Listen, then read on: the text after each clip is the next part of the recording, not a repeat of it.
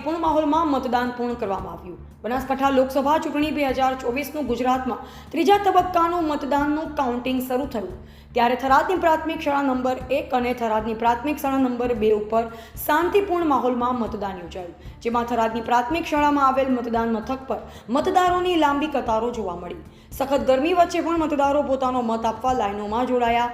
થરાદ ખાતે દિવ્યાંગ વૃદ્ધ મતદાતા સહાયક વાહન દ્વારા દિવ્યાંગ લોકો પણ મતદાન મથક પર મત આપવા પહોંચ્યા હતા, જેમાં વહેલી સવારે મતદાન મથક પર મતદારો આવી પહોંચ્યા હતા અને મતદાન મથક પર કોઈ મતદાનને અગવડ ન પડે તે સુવિધા પણ કરવામાં આવી.